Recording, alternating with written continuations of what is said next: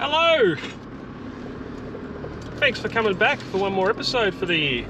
I am Brad, of course, and this is going to be another episode of the Budget Adventure Show. Heading off into the bush in this mid-December heat wave. Not quite. It has cooled down a little bit, thank God. Otherwise, I wouldn't be going on this trip. In the meantime, let's get stuck into it.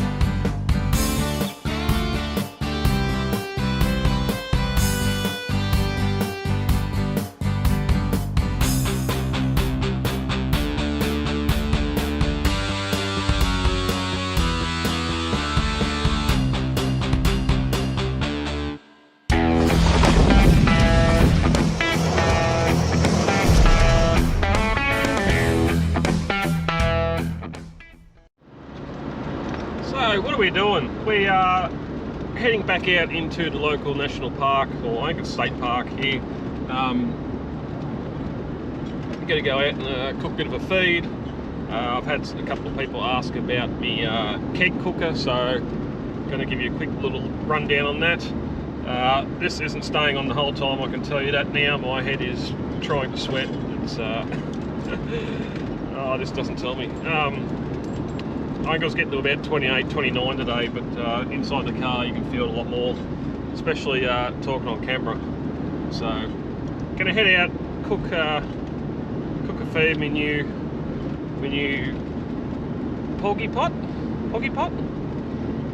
little pot in Afrikaans, and yeah, have a bit of fun for the last time, maybe the last time in 2023.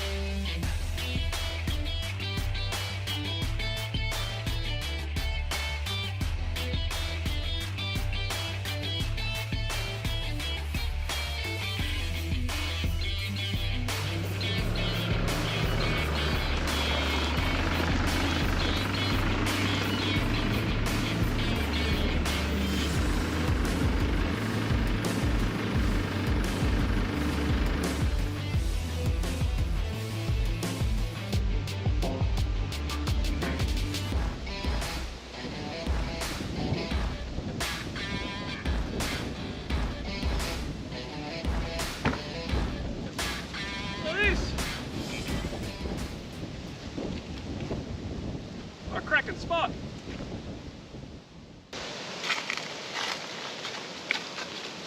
I really hope this wind's not going to stay around for too long. It blew up about 2 o'clock this Savo and sort of coming right up that paddock into the end edge of the forest here. But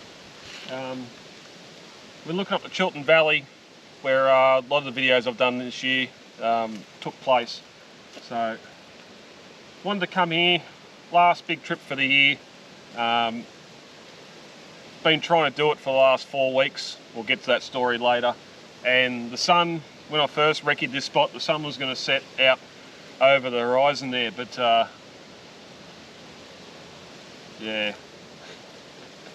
The planet may have spun a little bit too far in the week's delay, couple of weeks delay. But anyway, I've got something that's going to take a good few hours to cook. So my first point of call is to get the fire going and get some coals on. So I'm going to do that, and I'll be back with you soon. Rightio, so here we are.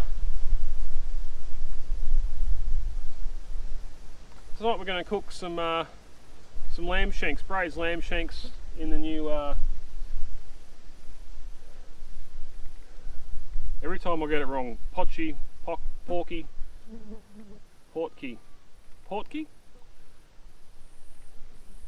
big cast iron pot. Anyway, I was surprised. I've done some research on cast iron camp ovens.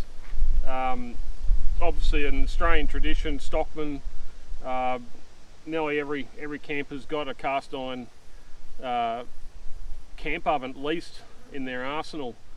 It was only about the 1920s when someone decided to make one here. It goes way back to the Netherlands, just at the turn of the century in 1710 or 1709, where they were done with making copper pots and decided to make them out of cast iron in moulds in the ground.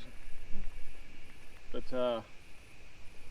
it wasn't long after that some Englishman, whether he got the idea from there or what, but he decided to make his own camp ovens out of cast as well. I suppose that's where the Dutch oven comes from, is from the UK creation. Australia, their camp ovens, it's all die-cast camp ovens, and then your frying pans and all your other cast iron stuff would have come after that. But yeah, I've got two big cast iron camp ovens at home, but once you get them seasoned real well doing roasts, that's all you want to do in it. When you're putting liquid in the braise like this, you really want something separate. Now again, not everyone's going to be able to afford or have the room for multiple camp ovens. That's where the spun stainless ones are handy, because you can put pretty much anything in them, even bake in them, and as long as you clean them properly, you're not going to have that residue or aftertaste from what's been cooked before. But yeah, I've been trying to do this trip for the last 3 or 4 weeks, and had a couple of marketplace fall through, not being able to get onto them quick enough, and then this one come up brand new, $55. They're normally about $160, $170, so that was a steal. And luckily, it's just luckily the weather's cooled down a bit at the end of the week here, where I can use it to do this braise. Otherwise, I'm going to be using this thing though every weekend during winter, when we can have a decent fire on the ground, and yeah, we can braise all sorts of things, stews, soups. We're going to do it all. We should share the good news. Roxy's not the only dog in the Budget HQ home office anymore. We've made the decision to buy another little Jack Russell puppy. Her name is Spots, and hopefully in the new year we'll get her out on some adventures as well when she grows up a little bit. But I suppose we'll talk a little bit about that. I don't want to sit here and waffle on like I normally do, so I'll try and keep it brief. Going to be doing a Q&A hopefully before the end of the new year. We'll jump on the bike before I go out to the bush camp for a night, and or even just a ride, do a QA. So if you've got any questions about the channel, questions about me, if you've seen any gear I've used and haven't reviewed it, or haven't given you an opinion on it, or showed you a bit more detail on it, let me know. I'd say if you want to see me cook something, but I'm not going to try and attempt to cook the fine dishes that you may be used to.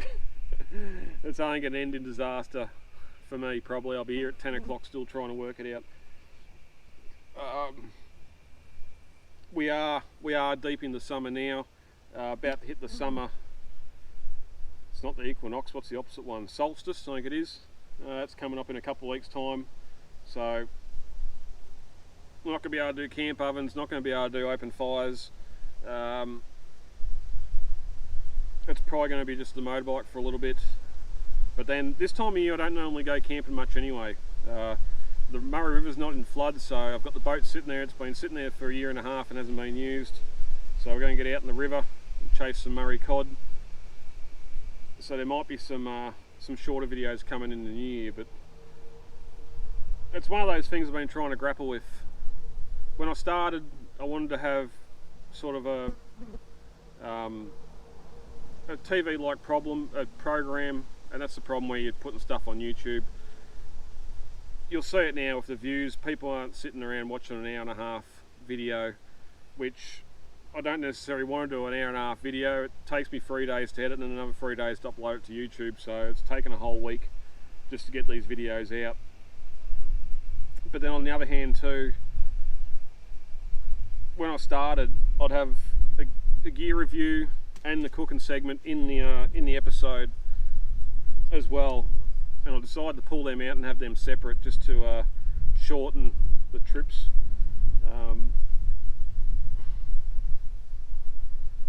And I'm not going to add them back in.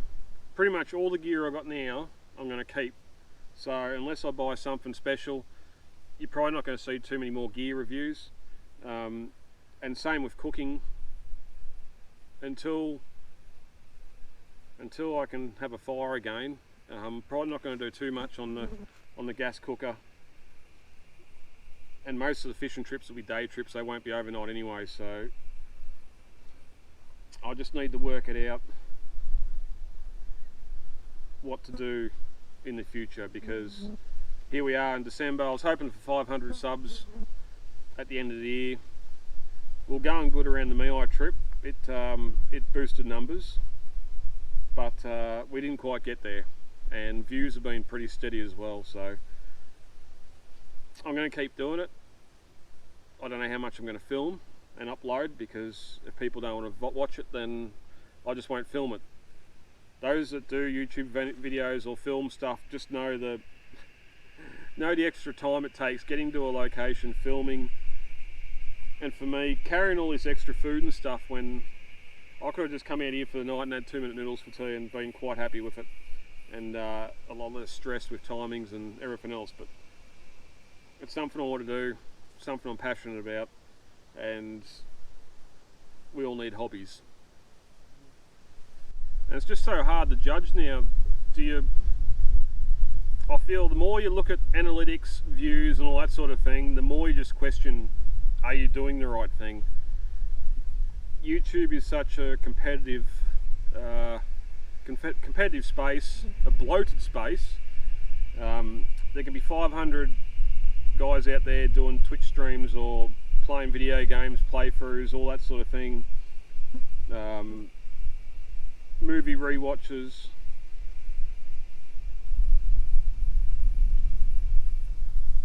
And it's one of those reasons that that Falls Creek trip, still now after so many weeks, it's got 27 views.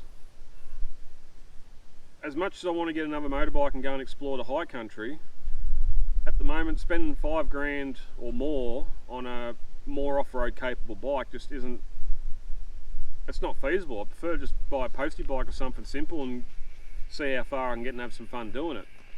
And probably not film, because you're going to be taking a lot more time getting out there and exploring. And it was an and a when I first bought that motorbike anyway, because at the time I was mainly using it for work, which was handy. Going away for a weekend was alright. But there are plenty of vlog and motorbike channels out there. I think there's 4 or 5 of them I watch myself. Another guy on a bike, Osmoto, Josh JB, like Tales of Moto Adventures, I think it's called. He's just changed that. They're all on DRZ 400s. Osmoto's not. He's on a WR and he's just got himself a nice big sports bike. But there's plenty of moto vloggers out there, and I seen that and thought, well, they're all going out doing day trips, all that sort of thing, which is fine. Again, short videos, you get the views, but you don't see many go out and cook something more than a dehydrated hiking meal or 2-minute noodles or whatever else, and that's why I thought I'll stick me nose into the Moto vlog sort of circuit. I can show you can take ingredients with you, tuck them away in a bag, in a cool box, whatever, on the panniers, and eat a bit better than 2-minute noodles, especially after a hard day's ride. Unfortunately, again, while I enjoy doing it, it hasn't got the views, so I'm going to keep on doing it, but again, whether I film it or not will be another thing. Yeah, sort of the same with the 4-wheel drive stuff. You've got plenty of the big guys on TV and that to do 4-wheel drive trips. I've had a bit of a look around, and there's a couple of guys that I'm sort of, I won't say in competition with, they do the same thing, but again, they might throw some snags on a barbie, pull the pot noodle out because they've gone into camp at 11 o'clock at night because they've been 4-wheel driving all day. I just thought I'd show something a little bit different. Go out, visit a location, spend the night, cook, and show off some new gear while you're going. But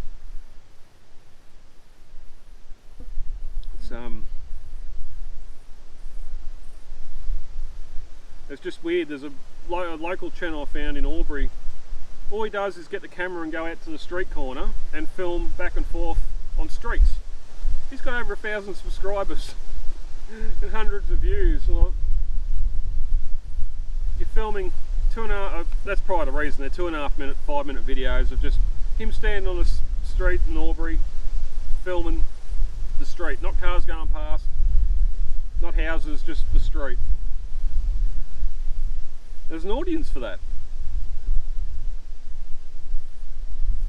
Not an audience for us, Rox, you're sleeping.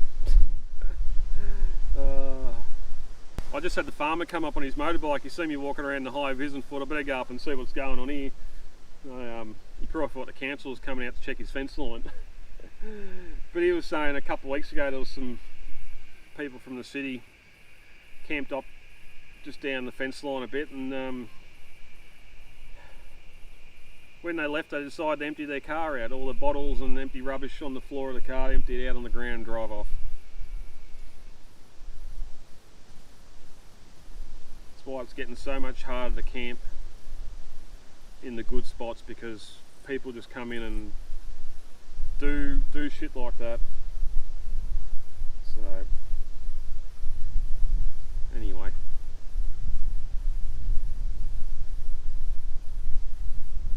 another 5-10 years, and unless you got private property you won't be able to do any of this. It'll be all over.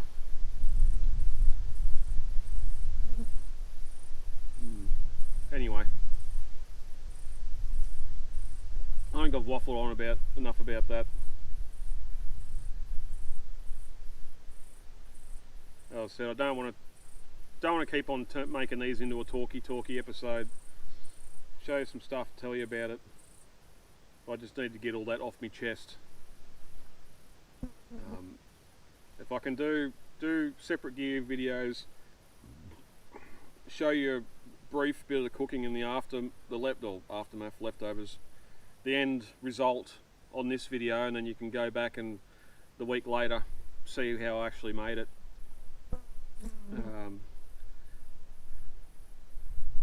And just try and keep the videos under an hour, which this one more than certainly should, because we're not that far from home. I realised before I've left the bread at home, so we're not having breakfast, and yeah, make the videos as short as I can, but without, because nothing, you're going out camping, and yes, I'm making videos for the YouTube channel, but I'm also filming what I'm doing for prosperity, same as you would taking photos for a photo album or something 10-15 years ago. If I'm going to commit and go out for the night or go visit the dredge or stuff like that, I want to document it. I want to visit and see all the sites. I don't want to be hacking that down into 20-25 minutes, half an hour with jump cuts and and not seeing recording the sights. So yeah. Anyway, here's the 2024.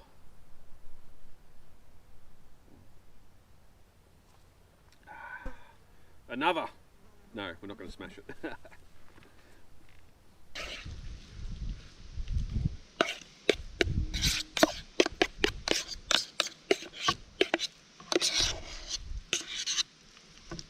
That's a lot of mash. Maybe one spud and one sweet potato, and not all of them. Now let's get the shank.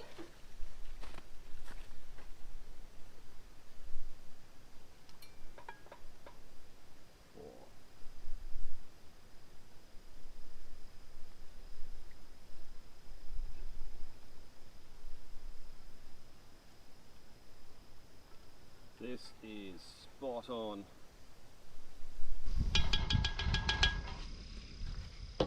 And look at that. Even with some extra protein of the flies. Luckily, no nymphs this time. Let's get stuck into that. But that's pretty good there. I've got the steak knife, but I'm not going to need it because that meat is just falling off the bone.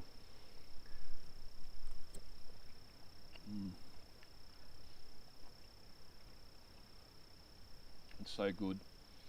That's so good. Oh, I'm stuffed.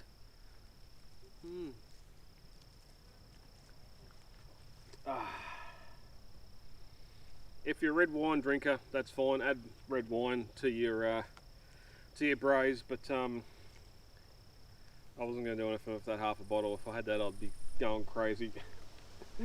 Oh, welcome back, wind.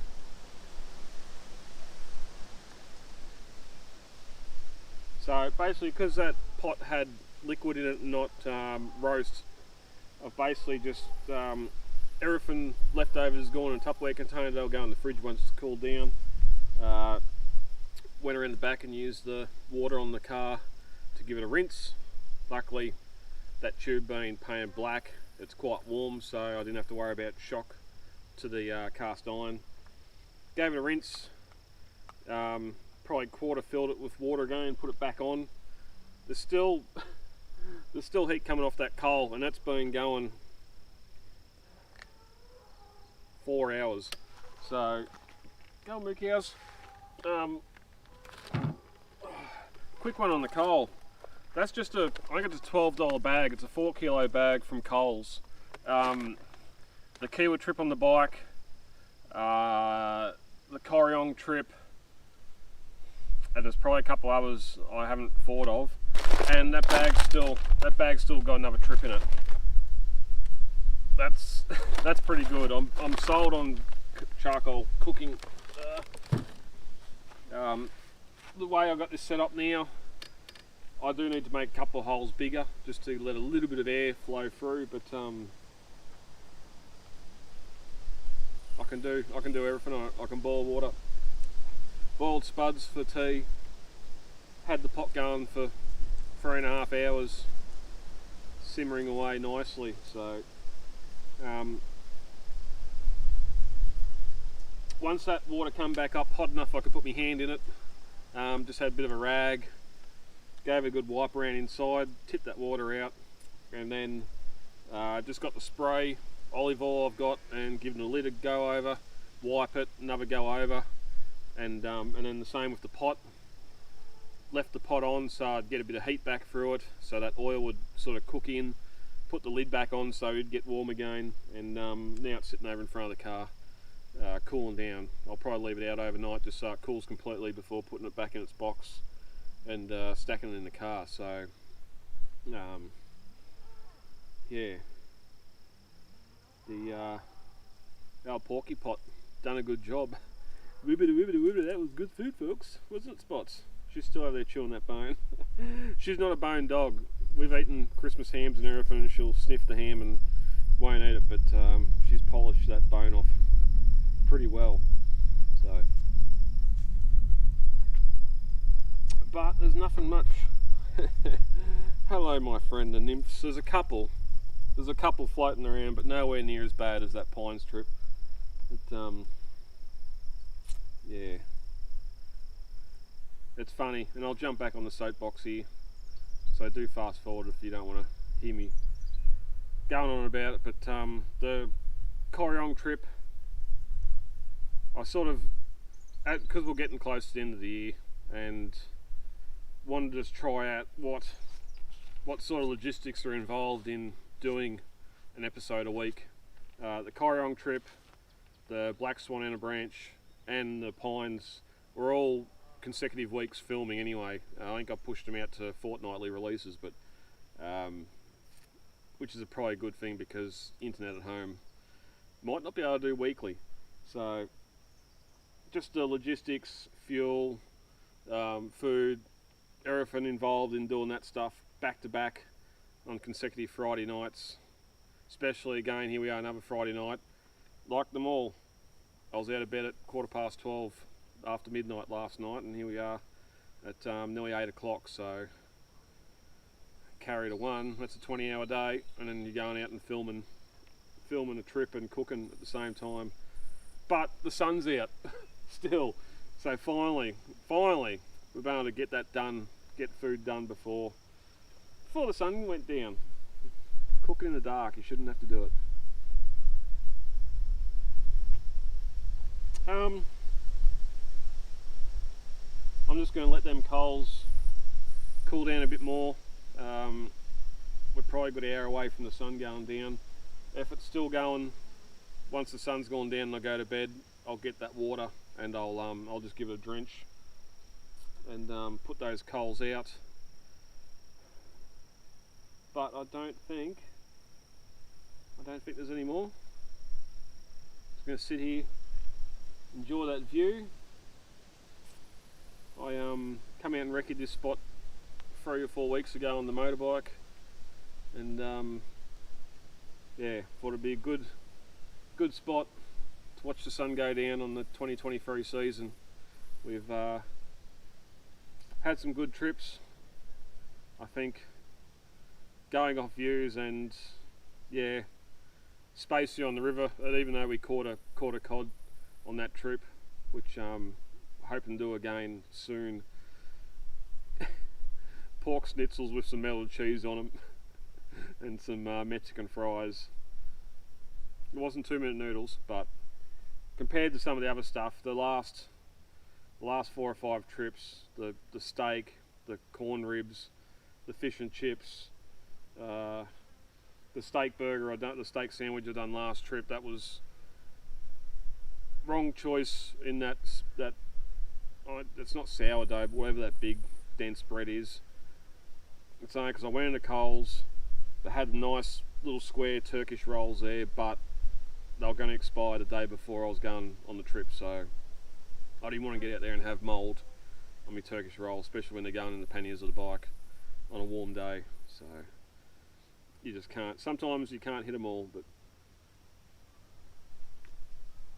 finishing it off with braised lamb shanks and veg.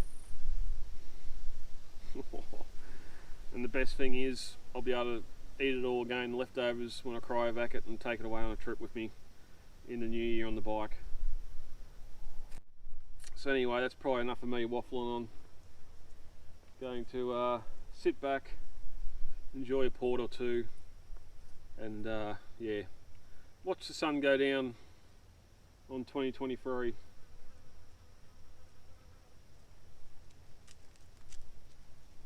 Catch us in the morning.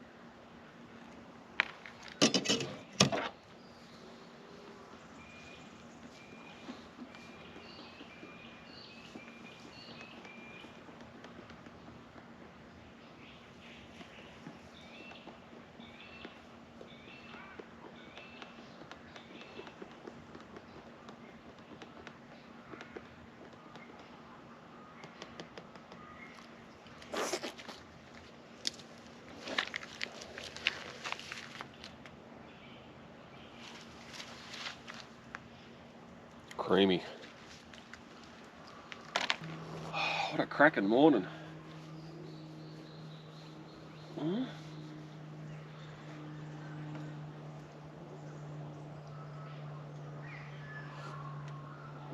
the kangaroos are going back to bed.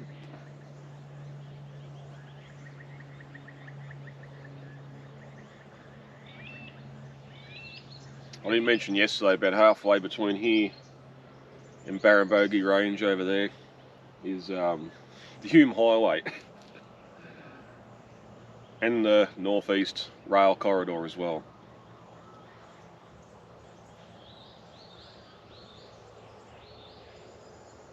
And although it doesn't stand out a lot, every now and then you can see a truck or a car moving between the trees over there in the distance.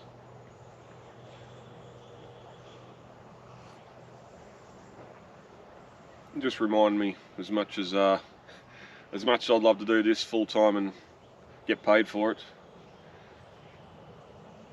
come Monday I'm still going to be pulled back to that highway and back to work.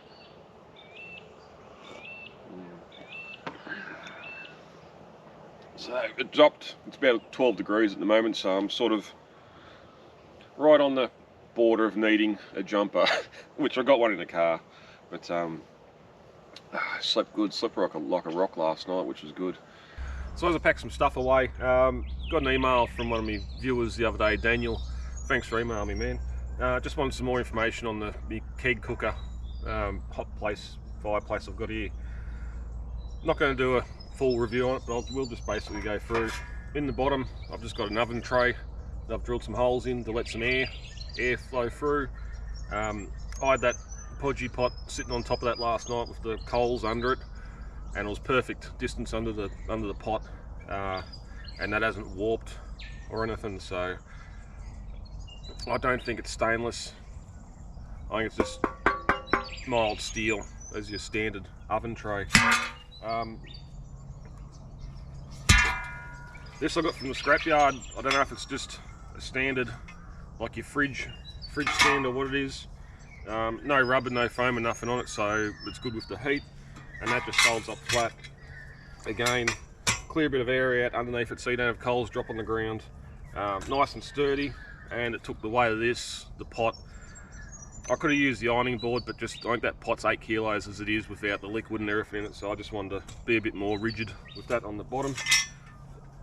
And then the keg itself. Now, straight up, beer kegs, whether it's Carlton, Tui's, whoever made them, they always remain the property of the brewery. The days of grabbing one from behind a pub or whatever else, well, it's stealing first up, but kegs are a bonded item under federal law. Even once they're empty, they're supposed to go back to the brewery to be refilled. They're a reusable product. They're not a throwaway thing. It's funny, nearly every morning I open up marketplaces, look for a bargain, and there's a keg someone's made into a cooker, fireplace, fire drum, or mailbox. I see a lot of them on the side of the road now. That's just lucky the federal government's not going to not going to chase it down and do something about it, but it is against the law, first thing.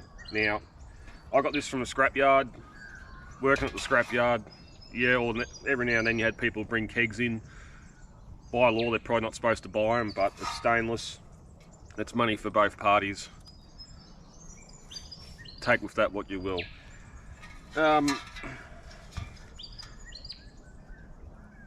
You got to be real careful cutting in the kegs, drilling in the kegs,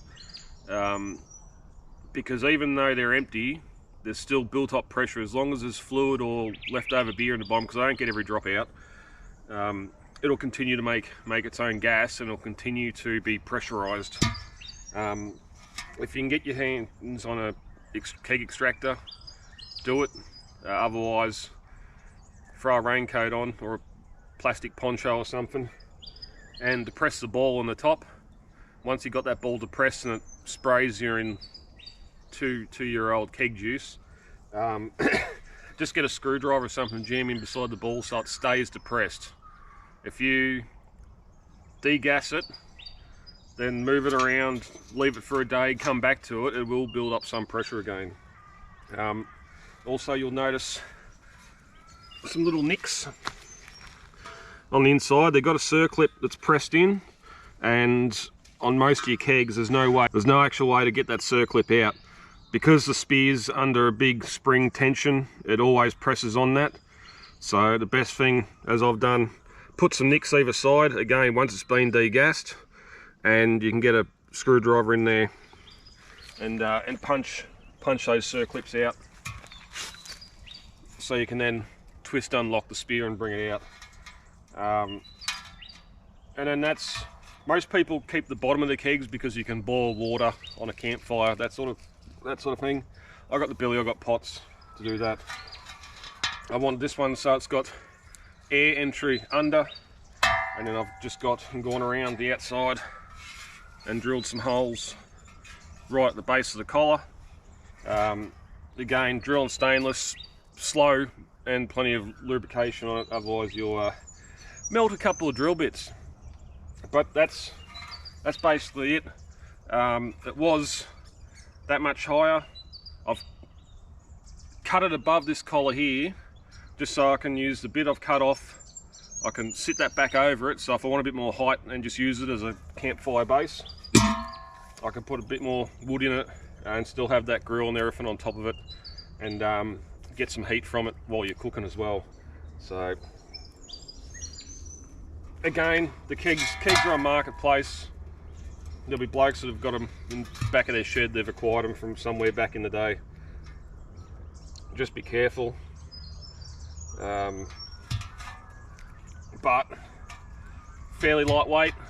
It just gets strapped back on top of the car when I'm done, and yeah, I think that's all I've got on the humble little keg barbie slash charcoal grill slash fireplace. I'll start packing up. I'll just quickly show you what I want to do going forward. How many people go camping and just have shit all over the front seat? I wanted to build one for the patrol, and now I'm going to build one for this. I just want to make a box op that slides onto the seat. Maybe have a couple of shelves, and you can slide a map book into it, slide the iPad into it, have a little bit of storage, and still be able to get onto the seat, put head torch, some stuff down there. But then also up about here at window level, I just want to have a bit of a pad that little miss can sit on and be able to see all the way out the windows. I can put a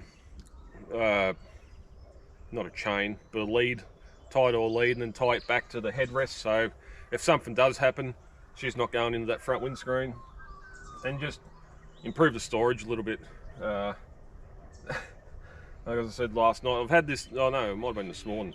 I've had it for 6 months. I haven't done really anything to it apart from take the two back seats out and modify that wooden crate I had in the back of the patrol down to fit in the back. So I haven't even ran a single power cable. It's one of those things that got to me late in the season, and I just wanted to put it straight to work filming, and if I wasn't using it, I was on the bike. So now that I've had it for six months and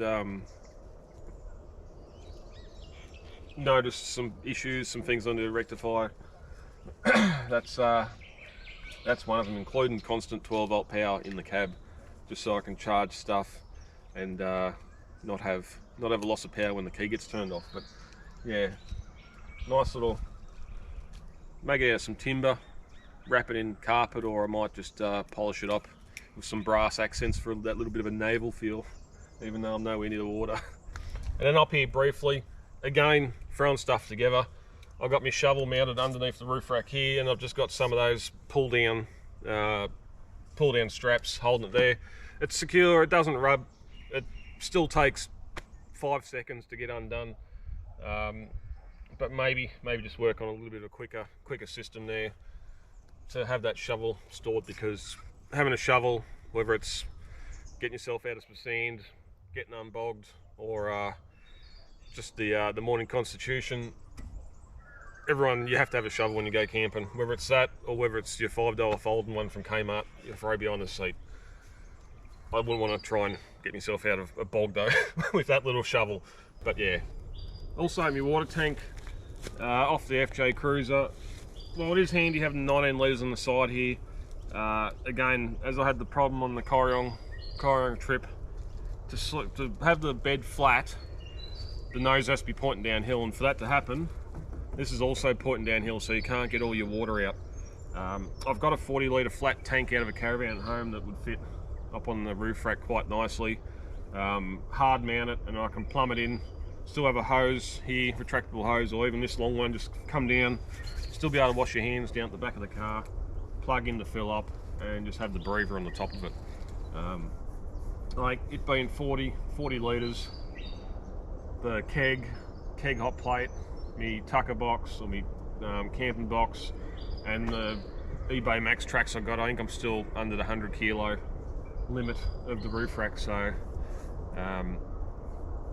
yeah. And then I've got 40 litres of water I can use to shower with and that as well. So that's going to come off there. And then I might move that shovel around and put a shovel mount on this side. We'll see what happens with that.